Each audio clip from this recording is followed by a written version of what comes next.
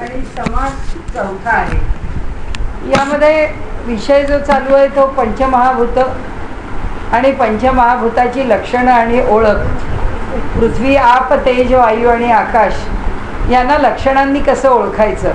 समर्थ असं म्हणतात की ज्याच्यापासून आम्ही बनलो आहोत ते कसं आहे हे जर आम्हाला ओळखता आलं तर आम्हाला काय टाकायचं आहे ते समजणं जास्त सोपं होईल. की काय टाकायचं आहे त्याच्याकरता काय कशापासून बनलं आहे, काय अविनाशी आहे, काय विनाशी आहे ते आम्हाला कळावं. आणि म्हणून त्यांनी, आपण गेल्या वेळी पाहिलं तर या समासामध्ये त्यांनी पंचमहाभूताची, पाचही महाभूतांची स्वतंत्रपणाने लक्षणं सांगायला सुरुवात केली आहे, कसं ओळखावं. आणि त्यात आपण दोन लक्षणं बघितली, एक आकाशाचं बघितलं, एक वायूचं बघितलं. आता आपल्याला जलाचं पाहायचं आहे, आपाचं पाहायचं आहे. आता आपाचे लक्षणं, आप तेची मृदपण, मृदपण ते कठीण तेची पृथ्वी. म्हणाले आता आपाचं लक्षण सांगतो म्हणजे जलाचं लक्षण सांगतो. तर त्याचं स्वरूप त्यांनी पहिल्यांदाच व्याख्या करताना सांगितलं की आप तेची जे मृदपण, जी कोवळेपण आहे, जे मऊपण आहे, जे त्याच्यातली मृदुता आहे, ती मृदुता हेच जलाचं स्वरूप आहे. म्हणून आप तेची जे मृदपण, मृदपण ते कठीण तेची पृथ्वी. आता ह्या मृदू, हे इतकं मृदू आहे पण त्याच्यात सुद्धा जो कठीणपणाचा भाव आहे, पाण्यात आपण उतरलो की आपल्याला कळतं. जेव्हा तो पाण्याचा दाब आहे तो आपल्यावर पडतो तेव्हा त्याचं कठीणपण आपल्या लक्षात येतं की पाण्याचं कठीणपण काय.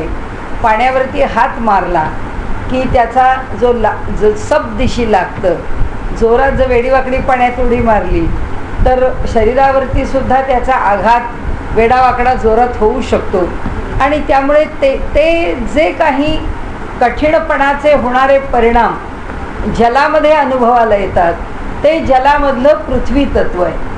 आता आपण म्हणजे व्यवहाराच्या पातळीवर किंवा भौतिकशास्त्रामध्ये आपण काय म्हणतो, हा वॉटर कॉलम आहे. म्हणजे हा तो पाण्याचा एक संबंध तयार झालेला.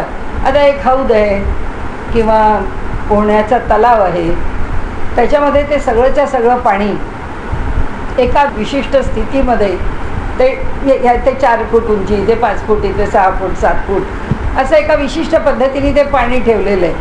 त्या ठिकाणी त्या पाण्याच्या त्या उंचीप्रमाणे त्या पाण्याचं जाणवणारं कठीणपण आणि हलकेपण हे आपल्याला त्या पाण्यात सुद्धा लक्षात येतं.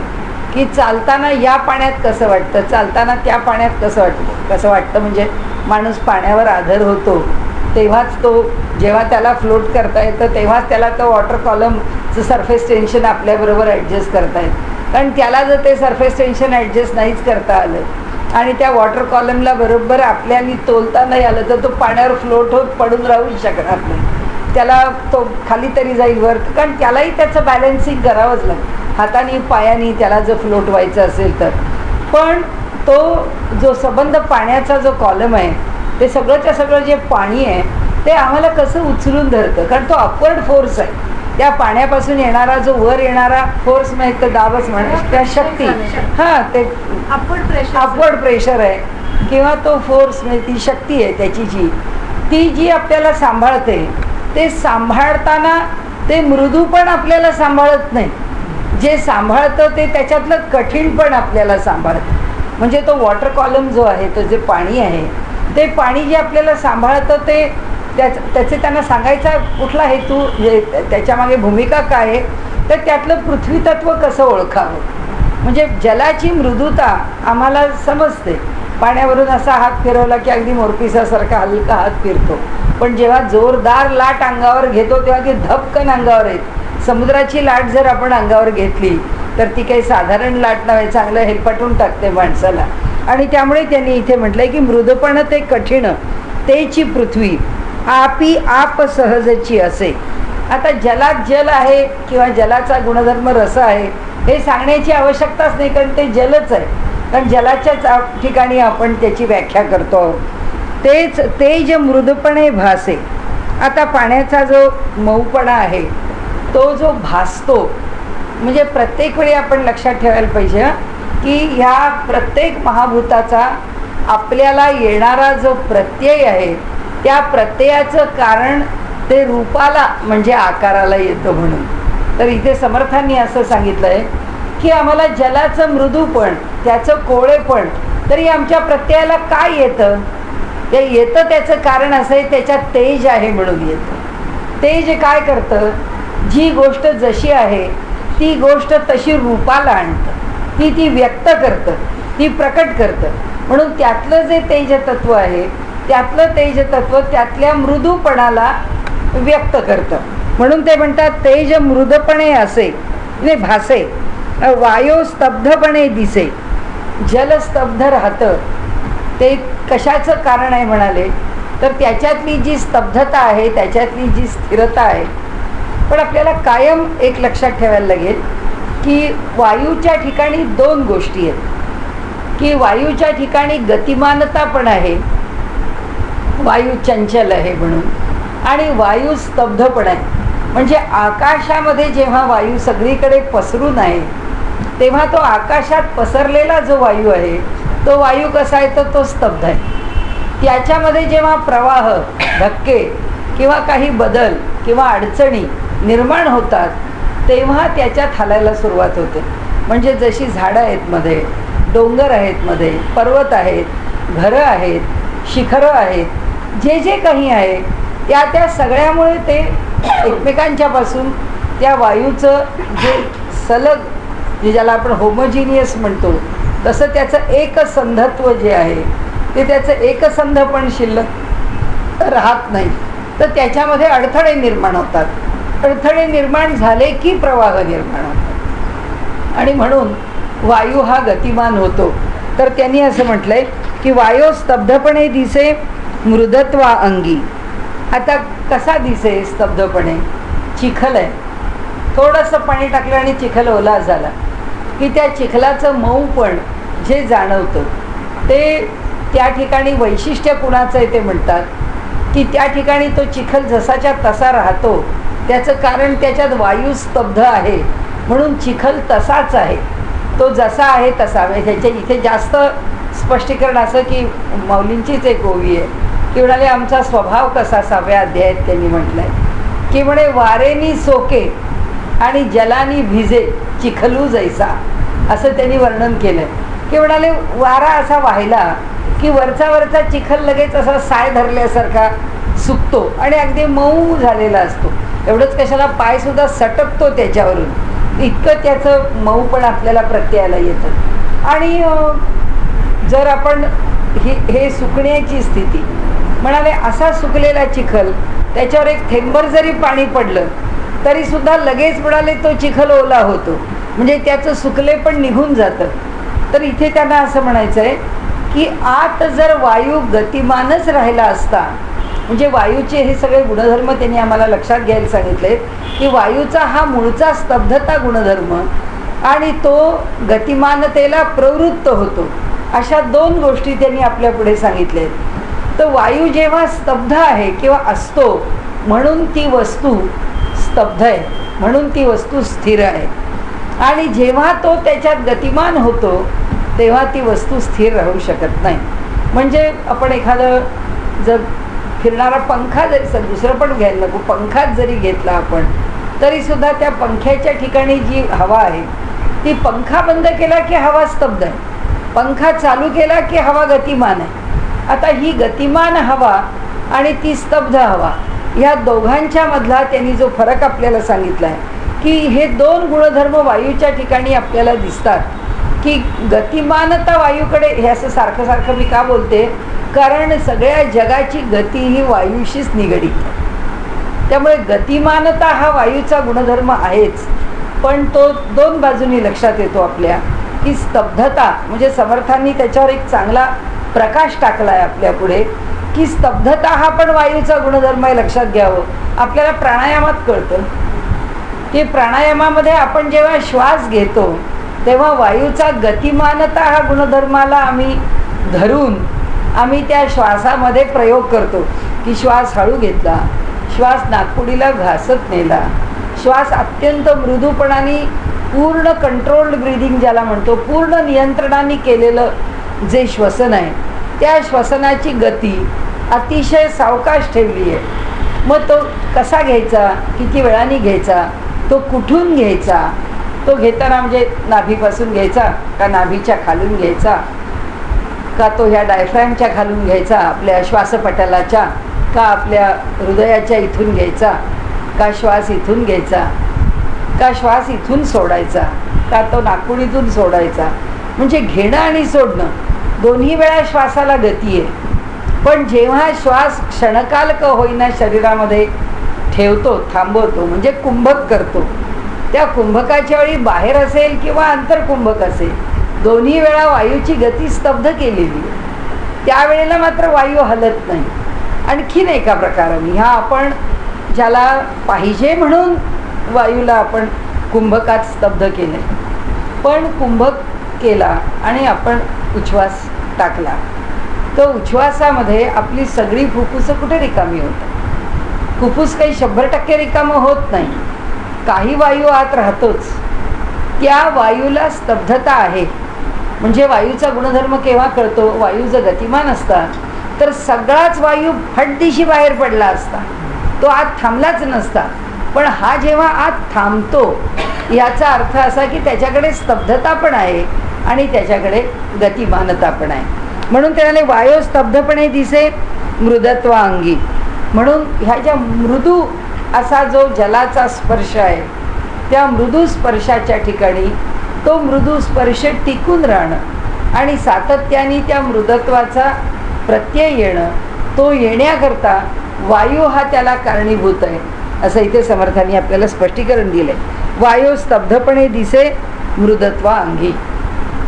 म्हणजे त्या कोळिकेमध्ये वायूचा कोणता गुणधर्म प्राबल्याने दिसतो, तर स्तब्धता हा गुणधर्म प्राबल्याने दिसतो. आकाश न लगे सांगावे ते व्यापकची स्वभावे. म्हणजे आकाशाविषयी काय बोलावं, कारण ते व्यापकच आहे. म्हणजे वायूतलं आकाश काय सांगू म्हणाले आपल्याला, कारण वायूमध्ये सर्वदूर ते आकाश भरूनच राहिलेलं आहे. आकाश न लगे सांगावे ते व्यापकची स्वभावे. ते स्वभावतःच व्यापक आहे. स्वभावतः व्यापक आहे म्हणजे जसं जल पसरत जातं, की जल काही इथे ठेवलं आहे ते तसं राहत नाही. सांडलं पाणी की ते व्हायलाच लागतं. त्याला मार्ग कोणताही मिळो, उताराचा मार्ग मिळाला की ते पाणी उताराकडे व्हायला लागतं. आणि त्यामुळे आपल्याला माहिती आहे की निवृत्तीनाथांचा प्रसिद्ध अभंग आहे की ज्ञानदेवांनी जेव्हा समाधी घेतली तेव्हा निवृत्तीनाथ म्हणाले, हे असं कसं घडलं, मी मोठा भाऊ आहे, माझ्या आधी धाकट्या भावानी समाधी घेतली.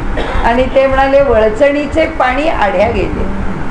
की खरा म्हणजे पाण्याचा नियम काय, तर वरून पाणी खाली यायचं. पण म्हणाले आता ह्या उलटी गंगा वाहिली आहे, म्हणाले पाणी खालून वरती गेलं.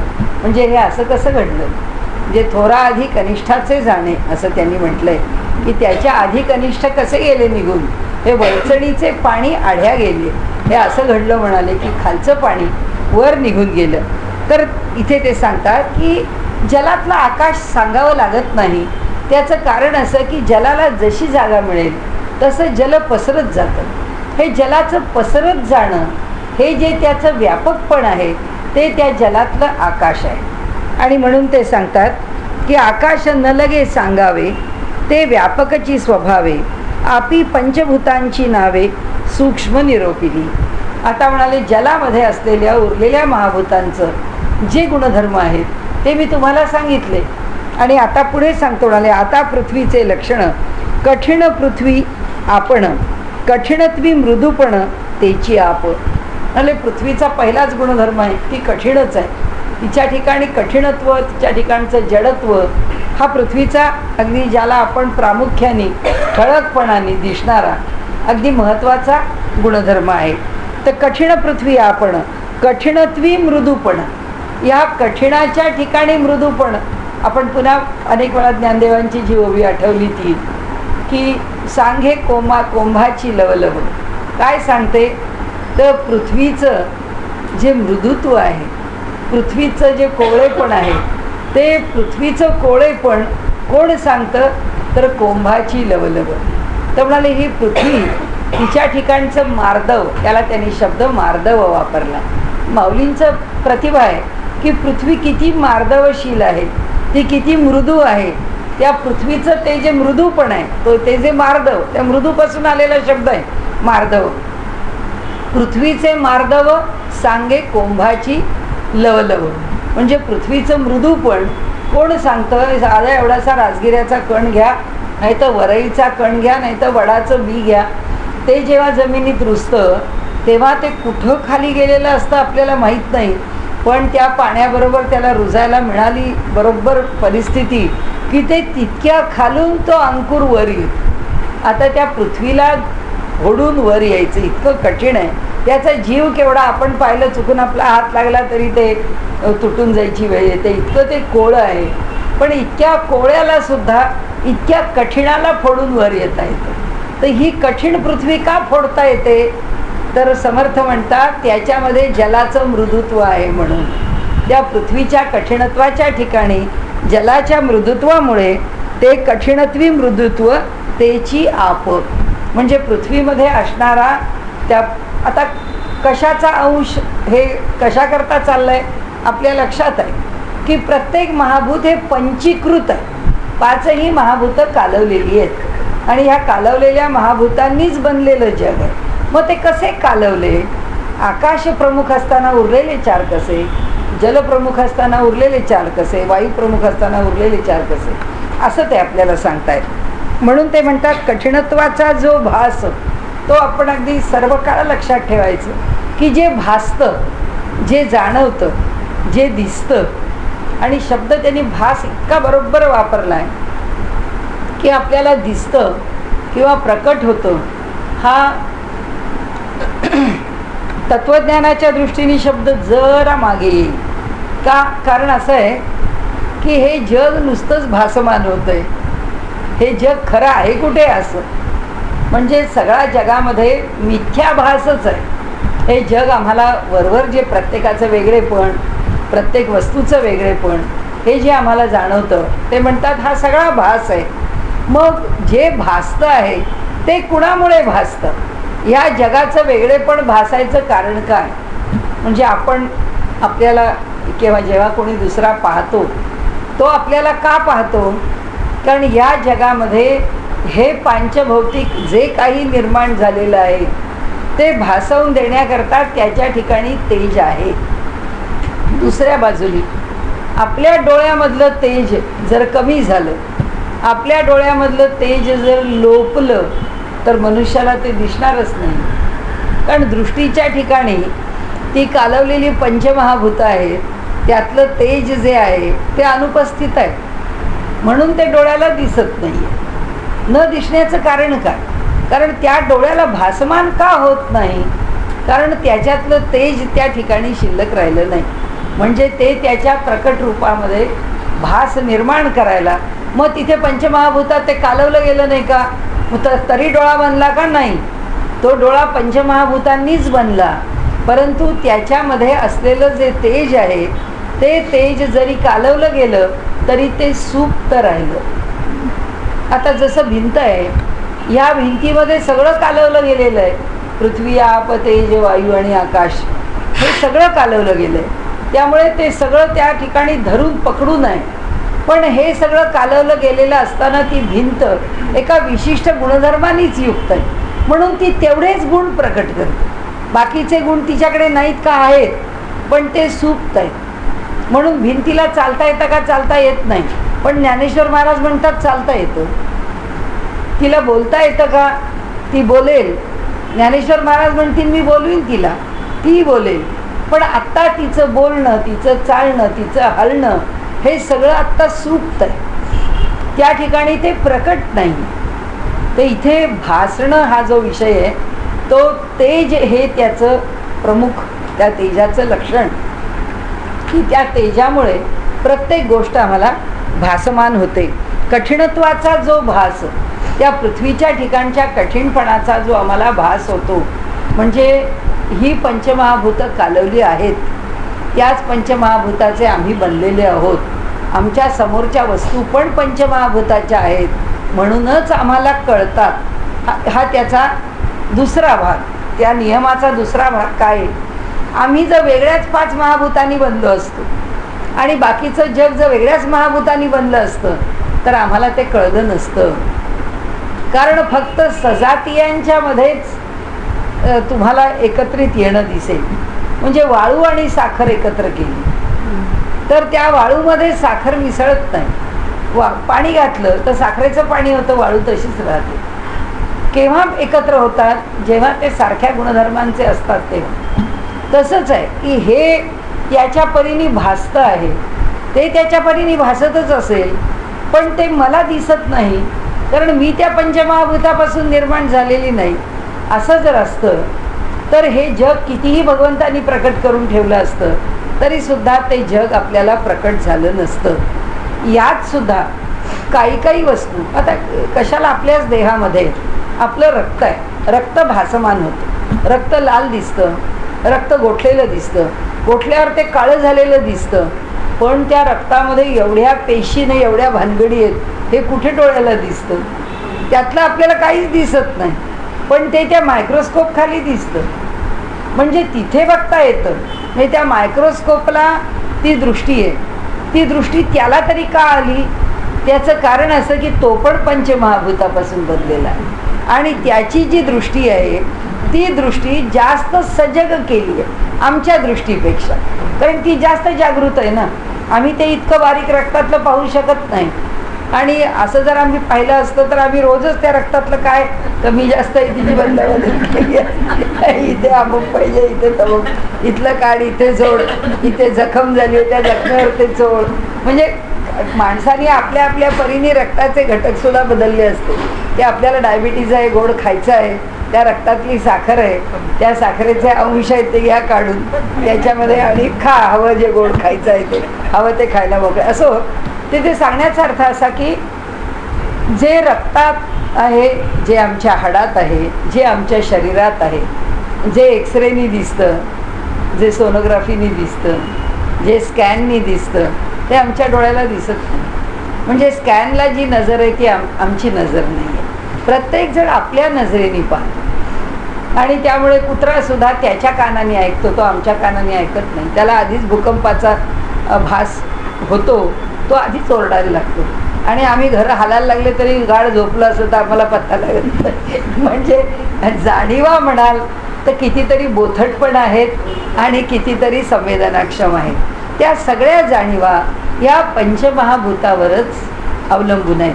म्हणजे त्याचं जे एकत्रीकरण आहे आणि त्याचं प्रत्येकाच्या ठिकाणचं जे प्रमाण आहे त्या प्रमाणावरती त्याचे गुणधर्म अवलंबून आहेत. म्हणून ते म्हणतात कठीणत्वाचा जो भास तोची तेजाचा प्रकाश, कठीणत्वी निरोधांश तोची वायू. म्हणाले आता कठीणाच्या ठिकाणी निरोध करण्याचा जो भाग आहे तो काय? तो वायू आहे. म्हणजे बघा आता वायूचा कसा वेगळ्या प्रकाराने गुणधर्म पृथ्वीच्या इथे सांगितला की आम्ही पाय देऊन उभे राहिलो मातीवरती तर माती किंचित ओलसर किंचित वाळलेली असेल तर आपण चप्पल घालून उभा राहिलो तर आपला पाय खाली दबतो, कारण तिला दाबलं जातं ना. तिचा निरोध करू शकतो आपण.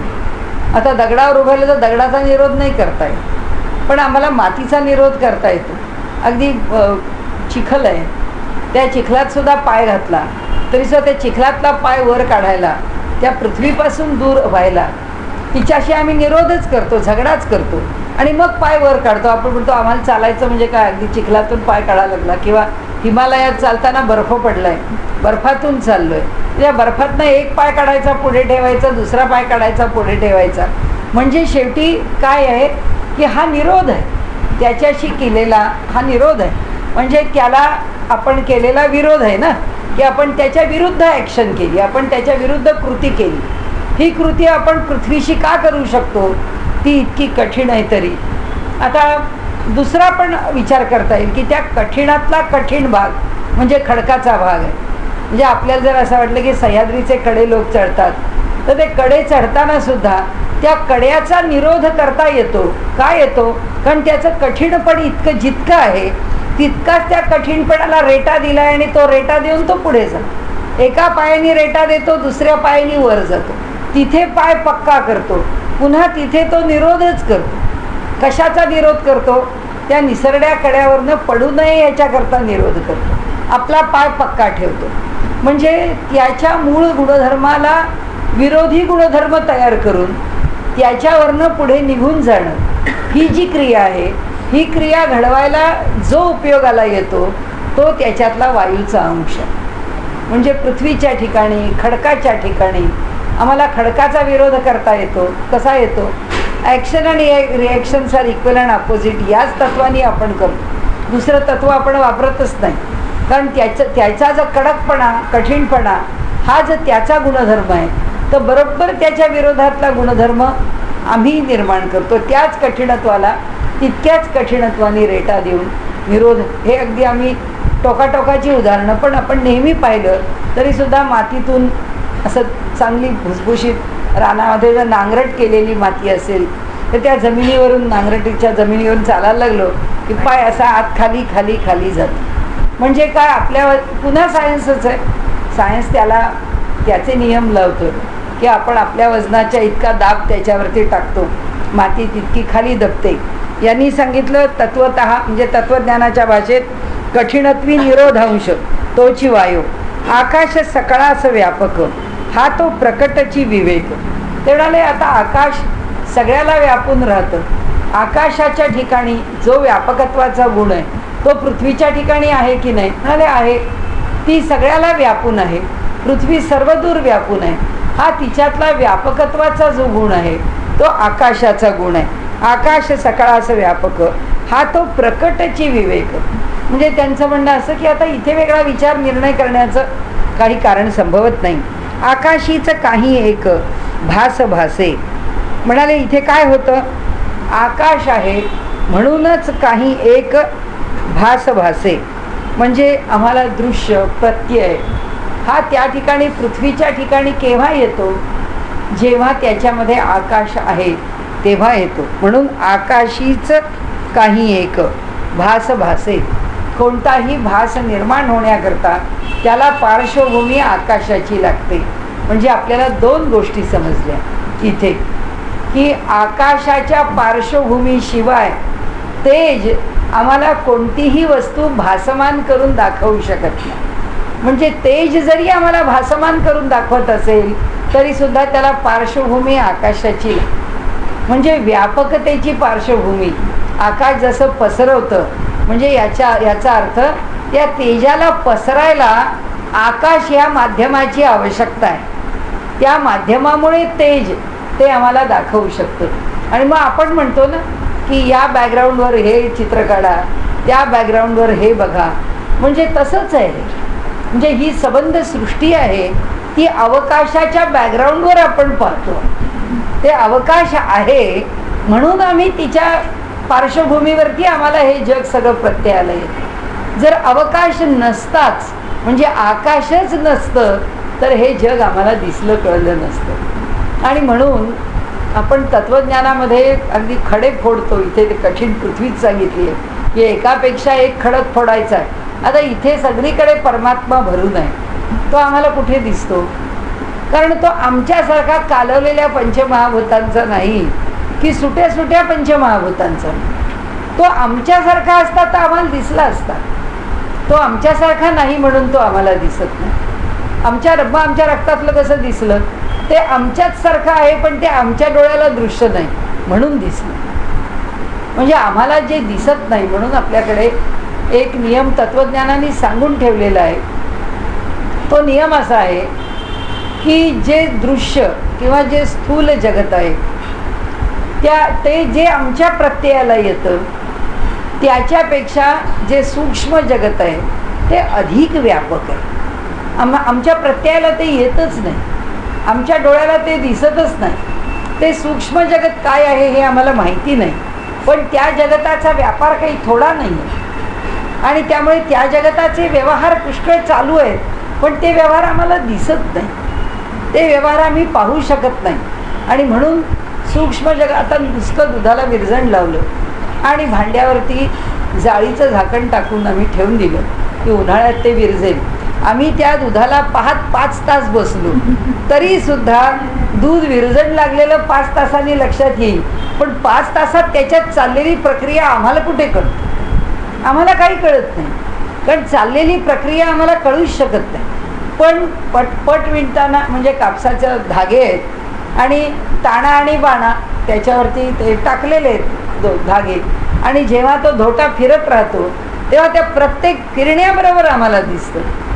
कारण अक्षरशः एक एक सुतानी आपण पुढे चाललेलो आहे, हे कापड विणतं आहे हे आपल्याला दिसतं. कारण का तर ते आमच्या डोळ्याला भासमान होणारं आहे म्हणून. पण या सूक्ष्म जगतातले बदल आम्हाला कळत नाही. आम्ही साधं वनस्पती जर बघत बसलो, एखादं झाड बघत बसलो, तर त्या झाडाचे होणारे सूक्ष्म बदल कळत नाही. पण जास्वंदीचं फूल आहे, कळी चांगली उमलून आलेली आहे पुष्कळ, आणि आता ती उमलती आहे, हे जर पाहत बसलो तर आम्हाला तासाभरात तिच्यातले फरक कळतो. कारण तो खूप स्थूल आहे. म्हणजे आपल्याला हे लक्षात ठेवायला पाहिजे की काही घटना आम्हाला नोंदता येतात, काही घटना आम्हाला नोंदता येत नाही. जसं स्वराचं आहे की गाणारा म्हणतो षड्ज लागला. आता षड्ज लागल्याला काय माप आहे त्याच्यासमोर? माप काही नाही आहे. पण दुसरा लगेच सांगतो तुझ्या आवाजात खर आहे, तुझा आवाज थोडा षड्ज थोडा कमी लागला, थोडा स्वर उंच लागला. कुठून कळलं? हे त्याचं सूक्ष्म परिमाण आहे. त्याच्याकरता ज्याचा कान डेव्हलप झाला त्याला कळेल.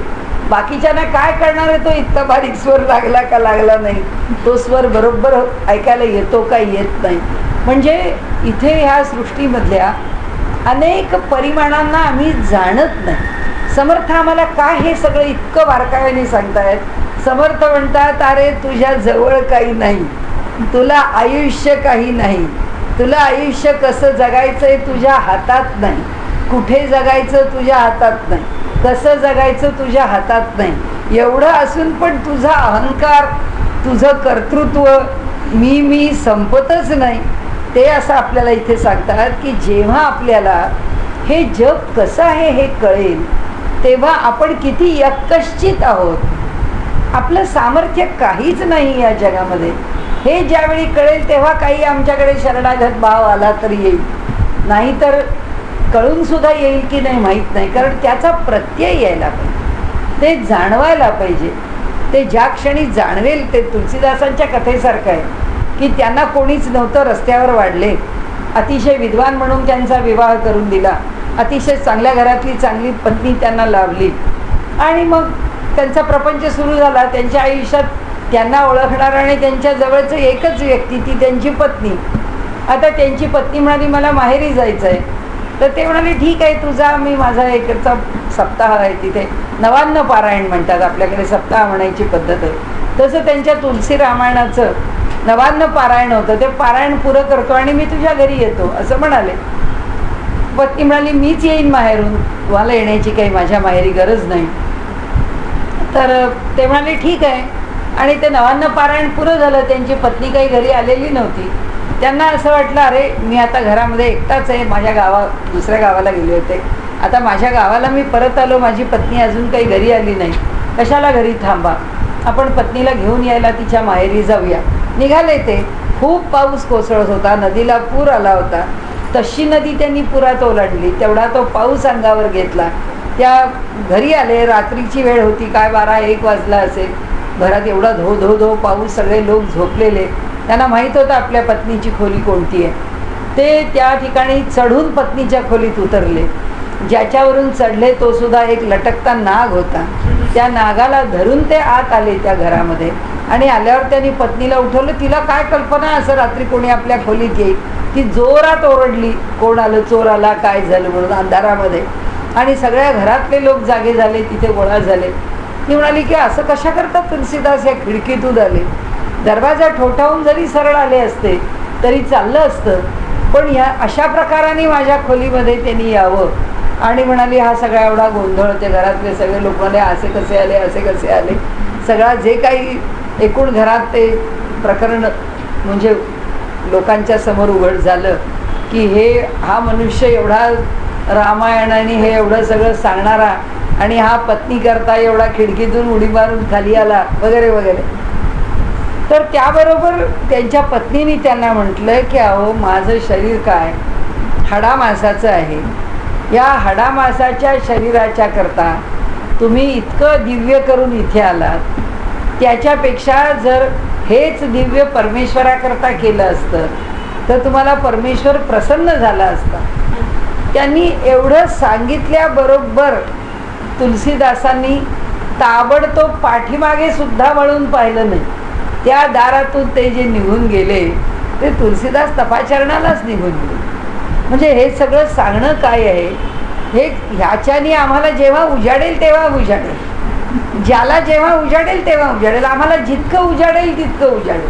थोडं थोडं उजाडतं, कारण हे सगळं बघितलं की आपल्याला वाटायला लागतं. तात्कालिक का होईना, कधीतरी का होईना, मोहाच्या वेळी का होईना आपण मोहात पडलो आणि मग आपण म्हणतो अरे नाही, आपण उगीच एवढे खर्च करायला नको, अरे नको उगीच आपण एवढं खायला नको, अरे नको उगीच आपण असं बोलायला नको.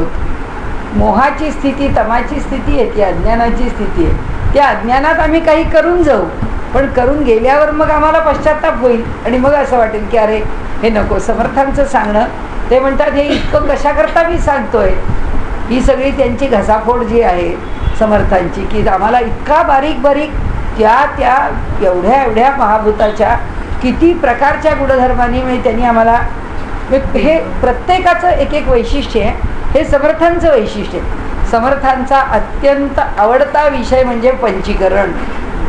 समर्थांना फार आवडणार, जे जसं ते म्हणतात प्रपंची जैसे सुवर्ण तैसे परमार्थी पंचीकरण.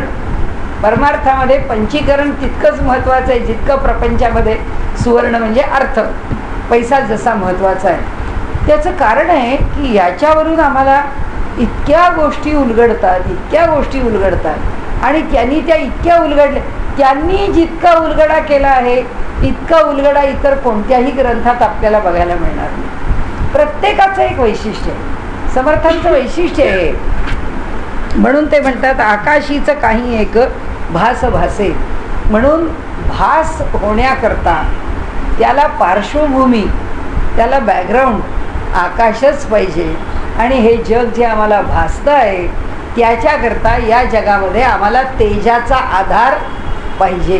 त्या तेजाशिवाय आभास होणार नाही आणि आकाश असल्याशिवाय तेज आहे म्हणून भासमान होणार नाही. म्हणून इथे सगळीकडे जरी परमात्मा भरलेला असला तरी तो आमच्यासारखा पंचमहाभूतांचा नाही, म्हणून तो इथे आहे तरी आम्हाला दिसत नाही. तो का दिसत नाही, तेवढ्याच करता दिसत. आणि तो केव्हा दिसतो, जेव्हा आमच्या डोळ्याला दिसेल अशी सगळी महाभूतं गोळा करून आमच्या पुढे येतो तेव्हा दिसतो. आणि म्हणून आपण जे म्हणतो ना की ज्या रूपात त्याचा आम्हाला साक्षात्कार होतो तसा परमात्मा आहे का, तसा नाही आहे. कारण आमच्या डोळ्याला दिसेल असाच तो प्रकट व्हायला पाहिजे. आमच्या डोळ्याला दिसेल असा तो प्रकट होतो हे परमात्म्याचं मूळ रूपच नव्हे, कारण तो या पंचमहाभूतात अडकलेलाच नाही आहे. तो फक्त आम्हाला समाधान देण्याकरता, दिल की तसल्ली आहे की आमच्या मनाला फक्त जरा दिलासा द्यायचा किंवा दिसला, परमात्म्याचं दर्शन झालं.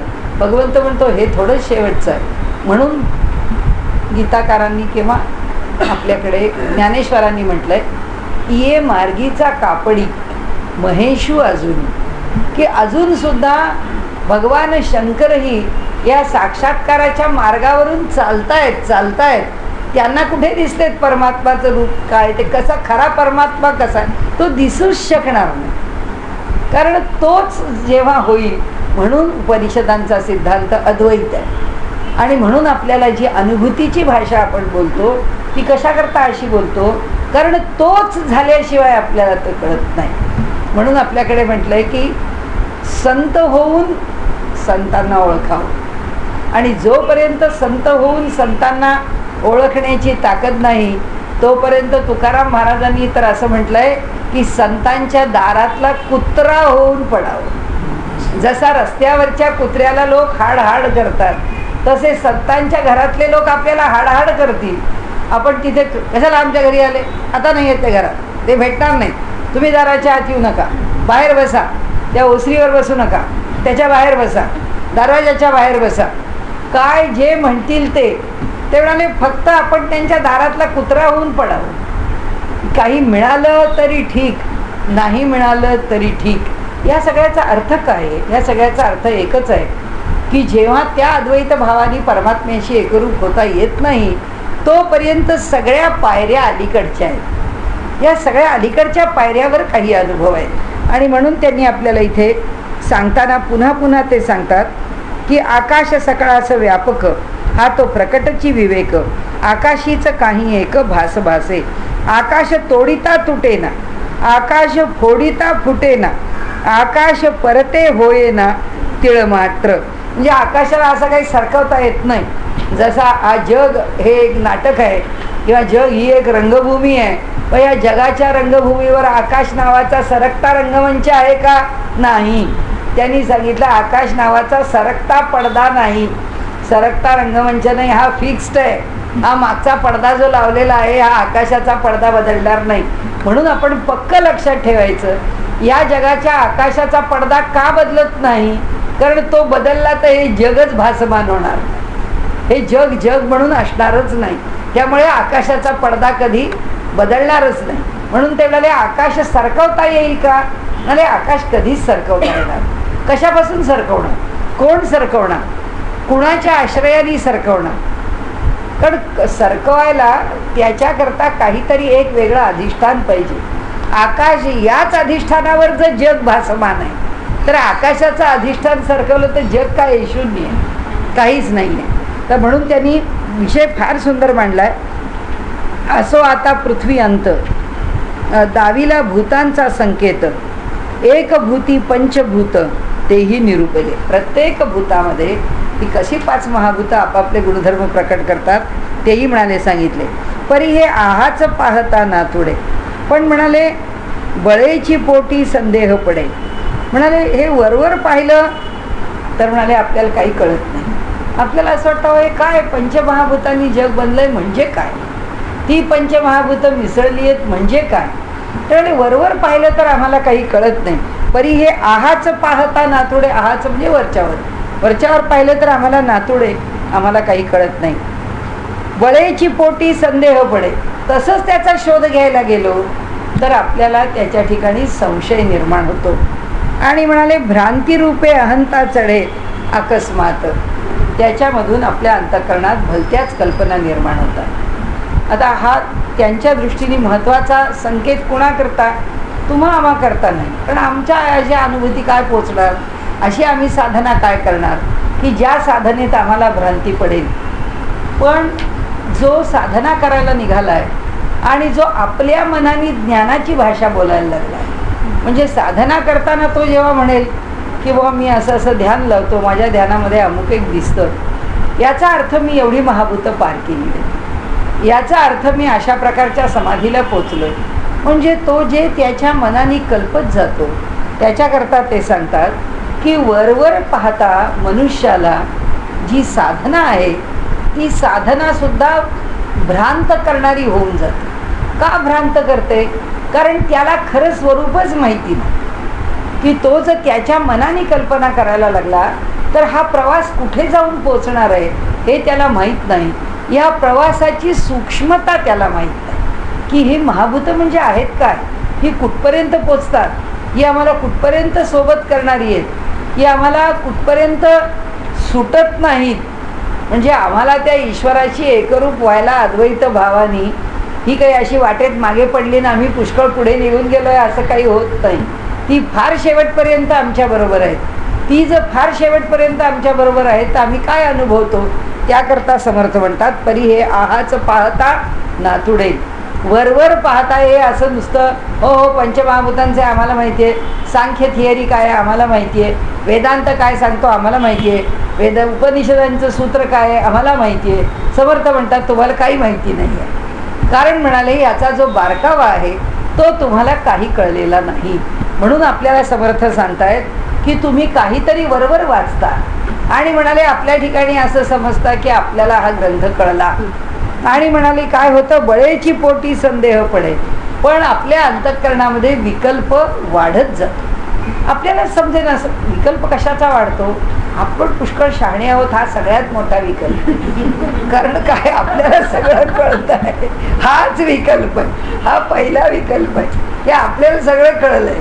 म्हणजे आपण असं असतं की लोक आपण किती जरी एखादी गोष्ट त्याचं विवरण केलं तरी असं लोक म्हणतात नाही नाही ते तुम्हाला तसं वाटतं, पण मी काय म्हणते ना ते तुम्हाला बरोबर कळलेलं नाही. मी सांगते ते त्याच्यावरून मला माहिती आहे की माझं काय आहे, कसं आहे, कुठे आहे, किती पुढे आहे.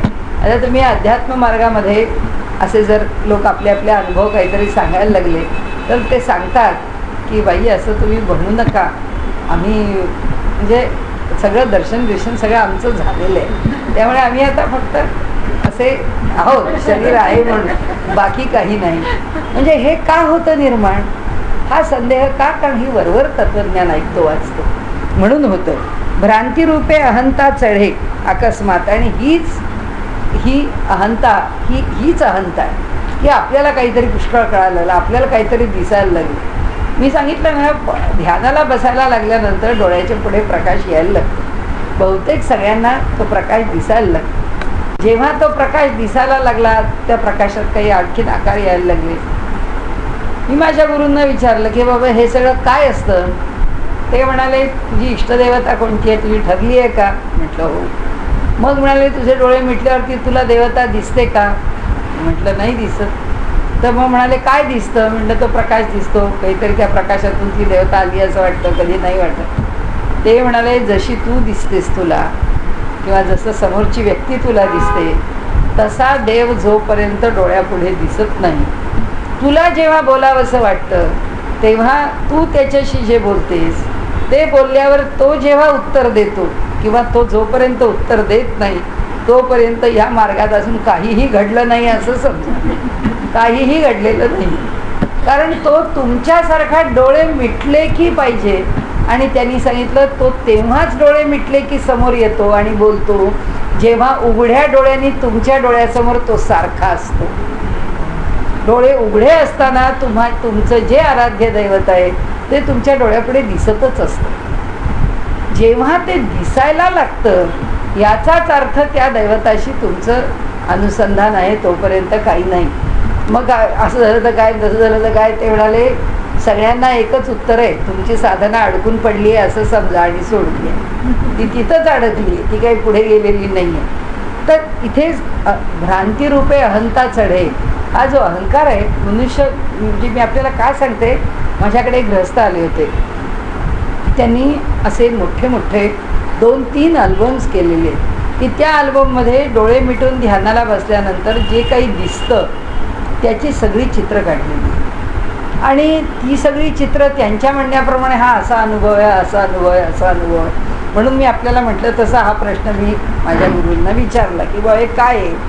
तेव्हा त्यांनी उत्तर दिलं. मी म्हटलं म्हणजे हा तर अजून त्या मूळ ज्योतिपाशी पण नाही पोचला, म्हणजे त्यांना तो मूळ प्रकाश पण अजून नाही दिसत आहे.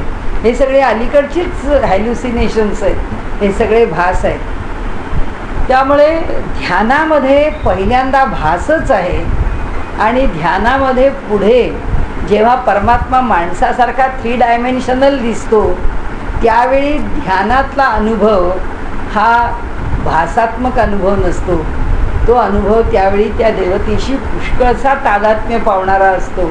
हे जेव्हा कळलं तेव्हा मी म्हटलं या माणसाने आपल्या आयुष्यातला पुष्कळ वेळ फुकट घालवला. कारण एवढे 3 अल्बम रेखाटेपर्यंत जो ध्यानाला बसला असता तर कदाचित तो पुढे पोचला असता. तर त्यांनी इथे जे म्हटलेलं आहे की ही जी कल्पना आहे आपल्या मनामध्ये भ्रांतिरूप, तर ती म्हणाली अशा प्रकारची जी कल्पना आहे त्या कल्पनेनी, ही भलतीच कल्पना ही आम्हाला अहंकाराला नेते. सूक्ष्मदृष्टीने पाहता वायोची वाटे तत्वता, सूक्ष्म वायो शोधू जाता पंचभूते दिसती. आता जे गतिमान आहे त्यांनी जे विलक्षण आहे समर्थांचं, त्याबद्दल कुठे वादच नाही. सूक्ष्मदृष्टीने पाहता, आता आम्ही त्या पंचमहाभूतांचा जो मागोवा घेतला, समर्थ म्हणतात ह्याच्यावर कितीही काळ चिंतन करा, चिंतन करतच राहा. तुम्ही सतत चिंतन करा या विषयावर, तुम्हाला अनेक गोष्टींवरती प्रकाश पडत जाईल. आता ते म्हणतात जरा सूक्ष्मदृष्टीने हाच विषय पहा, वायोची वाटे तत्वता. काय वाटेल म्हणाले, सूक्ष्म वायो शोधू जाता. तुम्ही जर बारकाव्याने पाहत गेला तर तुमच्या लक्षात येईल की या सगळ्याच्या मुळाशी जर आम्हाला जाणीवेच्या पातळीवरचं जर महाभूत कोणतं आहे तर ते वायूचं उघड आहे. कारण आकाश आम्हाला स्वतंत्रपणे कळत नाही, वायू आम्हाला कळेल. तर तेच आम्हाला कळणारं असं महाभूत आहे हे लक्षात येईल. म्हणून आपल्याकडे मातरिश्वा नावाचा जो वायू आहे त्या वायूला आवाहन केलेलं आहे. आणि म्हणून वायोची वाटे तत्वता सूक्ष्म वायो शोधू जाता पंचभूते दिसती. म्हणजे एक वायू जर सूक्ष्मतेने पाहत गेलो, केव्हा आणि कुठे पाहणार? मी ध्यान लावणार वायूवरती. वायूवरती ध्यान लावताना ते ध्यान जर सूक्ष्म झालं तर त्या सूक्ष्म ध्यानामध्ये त्या वायूचं विघटन होऊन आम्हाला ती पंचमहाभूतं दिसतील असं समर्थ सांगतात. ते म्हणाले तुम्हाला त्याच्या आत कशी, म्हणजे सांगायचं आहे काय की तुमचा जगावर विश्वास आहे का नाही, देवावर विश्वास आहे का नाही, या जगाच्या मागे एक शक्ती आहे त्याच्यावर विश्वास आहे का नाही, ब्रह्म नावाच्या संकल्पनेवर विश्वास, आम्ही त्याच्याशी काही बोलत नाही म्हणाले. तुम्ही या पंचमहाभूतालाच पाहत राहा, तेव्हा तुम्हाला कळेल की त्या पंचमहाभूतांचं स्वरूप काय आहे. म्हणून ते सांगतात की ही पंचमहाभूतं त्या एका वायूच्या ठिकाणी कशी विघटित झालेली दिसतील. एवं पंचभूतिक पवन त्याची मूळ माया जाणं. कुठे नेऊन पोचवलंय बघा. आता ती जी मूळ माया आहे ती मूळ माया म्हणजे काय? एवं पंचभूतिक पवन, असा पंचमहाभूतांनी युक्त असणारा वायू हीच मूळ माया आहे. म्हणजे हीच मूळ शक्ती आहे. म्हणजे प्राण नावाची शक्ती कोण आहे? ही मूळ माया आहे. जोपर्यंत नाकातून श्वास आत येतो आहे आणि तो प्राणाच्या रूपाने देहाला चालवतो आहे तोपर्यंत ती मूळ माया या देहाला खेळवते आहे. कारण हालचाल करवते ना, म्हणजेच खेळवते आपल्याला. म्हणून त्याची मूळ माया जाणं. माया आणि सूक्ष्म त्रिगुण तेही पंचभूतिक. नाले हे जे सूक्ष्म त्रिगुण आहेत ते पण पाहून घ्या. म्हणजे समर्थांचा सिद्धांत आहे बरं. नाही तर लोक असं म्हणतील या असं कसं म्हणालात, कारण आधी त्रिगुण आहेत मग पंचमहाभूत आहेत. पण समर्थ आपला अनुभव सांगतात. समर्थ म्हणतात की ही जे जगामध्ये पसरलेले त्रिगुण आहेत हे त्या सूक्ष्म पंचमहाभूतापेक्षा अधिक स्थूल आहेत. कारण सूक्ष्म वायू हे महाभूत म्हणजे मूळ माया आहे आणि त्या मूळ मायेच्या ठिकाणी ते जे 5 महाभूत आहेत, म्हणजे जो आपण मागच्या समासामध्ये पाहिलेला, त्यांनी पुन्हा पुन्हा चिंतन करा म्हटलं का? कारण हे वाचलं की पुन्हा मागचं वाचलं पाहिजे. मग आता ही जी मूळ माया म्हणजे जर पवन आहे किंवा मूळ माया म्हणजे हे मूळ पवन महाभूत किंवा वायू हे महाभूत आहे, तर ह्या महाभूतामध्ये 5 महाभूतं अंतर्भूत दिसतात. याचा अर्थ काय की त्या मूळ मायेच्या पोटामध्ये ही मूळ 5 महाभूतं आहेतच. ते आपण वाचलंय मागच्या वेळी. आता त्याच्यातच 3 गुण आहेत जे अव्यक्त आहेत. ते व्यक्ततेला आले की हे 8ही व्यक्त आहेत. म्हणून ते सांगतात की पंचभूतिक जाणीजे अष्टधा प्रकृती, सत्व रजतम आणि 5 महाभूत असं सगळं मिळून ती अष्टधा प्रकृती तयार होते. शोधून पाहिल्या विणं संदेह धरणे मूर्खपण, याची पहावी ओळखणं सूक्ष्मदृष्टी. त्यांना पुन्हा पुन्हा आपल्याला सांगायचं की तुम्ही आमच्या ब्रह्मसंकल्पनेचा संदेह करता. तुम्हाला असं वाटतं आम्ही ब्रह्म म्हणतो, आम्ही देव म्हणतो, आम्ही ईश्वर म्हणतो, आम्ही उपासना सांगतो, हे सगळं थोतांड आहे. तर म्हणाले हे थोतांड कसं नाही, हे तुम्ही सूक्ष्मदृष्टीने पहा, अनुभव घ्या आणि ठरवा. सूक्ष्मदृष्टी. गुणापासून भूते पावली षष्ठ दशेते, जडत्वा येऊन समजते तत्वे झाली. गुणापासून काय झाली? भूते पावली स्पष्ट दशेते. आता त्यांची भाषा आहे ती स्पष्ट नाही, स्पष्ट. तर म्हणाले या गुणांच्या पासून भूत निर्माण झाली. पावली स्पष्ट दशेते, ती स्पष्ट दशेला म्हणजे आकाराला आली. जडत्वा येऊन समजते तत्वे झाली. ही 5 तत्व केव्हा झाली? आता पुन्हा एकदा मागचाच अध्याय. मूळ माया. मूळ माया म्हणजे 3 गुण, 5 महाभूत, त्याच्यातून बाहेर आले. त्याच्यापासून ह्या सृष्टीच्या निर्मितीला सुरुवात झाली. ह्या सृष्टीची निर्मिती करताना जी माया किंवा जी शक्ती या सृष्टीला निर्माण करते, ती निर्माण करताना पहिल्यांदा काय जन्माला घालते? 3 गुण.